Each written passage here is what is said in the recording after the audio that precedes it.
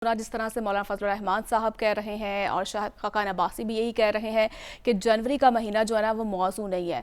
और मौलाना साहब तो यहाँ तक उन्होंने आज ये कह दिया कि इंतखाबात ज़रूरी नहीं है बल्कि मुआशी इस्तेहकाम ज़रूरी है। तो क्या वाकई तमाम सियासी जमातें जो हैं वो चाह रही हैं कि इंतखाबात में ताख़ीर हो? देखें, इसमें तो कोई शक नहीं है कि ज़्यादातर सियासी जमातें ये चाहती हैं सवाई पीपल्स पार्टी के, और पीपल्स पार्टी के ना चाहने की वजूहात जो हैं वो कुछ और हैं।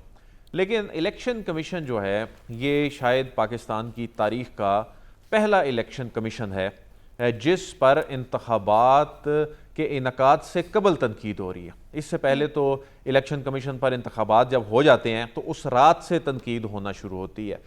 इस पर इलेक्शन से कई महीने पहले ही तनकीद होना शुरू हो गई। पहले तो एक खास सियासी जमात करती थी, अब दीगर सियासी जमातें भी इसके इक़दामात पर सवाल उठा रही हैं। अब सिर्फ सियासी जमातें ही नहीं बल्कि जो इंतखाबी मामलात पर नज़र रखने वाली तंजीमें हैं जो जिसमें एक फैफन भी शामिल है, उसकी जो रिपोर्ट आई ये बड़ी हैरान कुन है।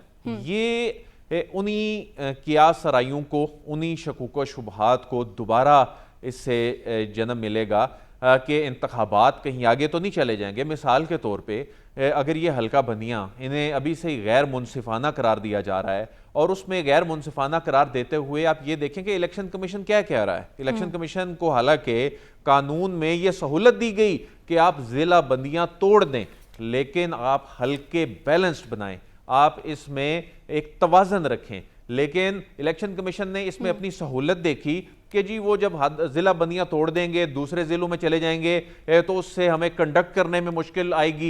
ये बलूचिस्तान में तो आप ऐसे ही कर रहे हैं, लेकिन यहाँ पंजाब में और जो दीगर जो सूबों में आपको सहूलत नजर आ गई। इससे क्या होगा? इससे ये होगा कि ज्यादा एतराज़ात आएंगे। अच्छा, एक ये एतराज़ात जो हैं ज़ाहिर है ये तो निपटाने का एक टाइम फ्रेम है, इलेक्शन कमीशन तो निपटा लेगा, लेकिन उसके खिलाफ जब ये हाई कोर्ट्स में जाएंगे तो इस बात का खदशा है कि जितनी बड़ी तादाद में इस पे एतराज़ात हो रहे हैं तो ये इलेक्शन को आगे ले जाने में भी किरदार अदा कर सकता है। फिर दूसरा आप ये देखें कि इलेक्शन जो थे ये बनने थे कहीं फरवरी के मिड में जाके, उस वक्त तक वैसे ही सूरत हाल बेहतर हो जानी थी। लेकिन ये समझ नहीं आई कि इलेक्शन कमीशन को अचानक ऐसा क्या याद आया कि उसने जो शेड्यूल था हल्का बंदियों का उसमें 15 दिन की कमी की, वो 15 दिन पीछे लेके आया और उसके बाद उसने कहा कि जी हम जनवरी के आखिर में इलेक्शन करा देंगे, और उसके बाद इलेक्शन की तारीख भी नहीं दी।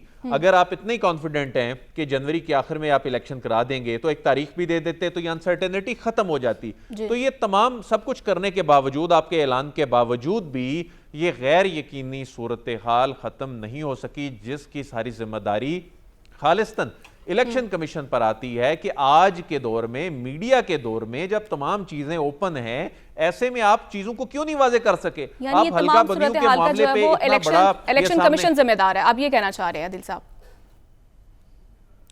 जी बिल्कुल, यकीनन इलेक्शन कमीशन जिम्मेदार है। और चीजों को अबहाम में रखना, अपनी मर्जी से चीजें चलाना, अपने मर्जी के आइन की और कानून की शिकें जो उठा के तशरीह शुरू कर देना, और उसके बावजूद ये अबहाम खत्म होना तो दूर की बात, नई बहस जन्म ले लेना। अब ये हल्का बनिया जब उन पे फाफन जैसा इदारा ये रिपोर्ट दे रहा है, उस पर सियासी जमातें बोल रही हैं, सियासी जमातें जो हैं इंतखाबात की तारीख के हवाले से कह रही हैं जी इसको फरवरी मार्च में ले जाएं, आप 15 दिन पीछे ले आए, उसकी रीजन आपने नहीं बताई क्या रीजन है, उसके बाद फिर आपने तारीख भी नहीं दी। तो ये तमाम चीज़ें उन शकूक शबहात को जो है वो मज़ीद तक़वियत देंगी कि ये कहीं इंतखाबात का मामला कहीं आगे तो नहीं चला जाएगा। इसमें मामला ये नहीं है कि 5-10 दिन आगे चले जाए, 20 दिन चला जाए, लेकिन जब एक मरतबा सिस्टम डिरेल होता है, ये बात एक बाउंड्री से बाहर निकलती है, तो बात ये फिर कहीं दूर तलक चली जाती है। ये बिल्कुल ऐसे ही है जैसे 90 दिन की हद में जब इलेक्शन नहीं हो तो क्या होगा, डिरेल करने की कोशिश की जा रही है। बिल्कुल, अदल साहब आपका कमेंट आ चुका है।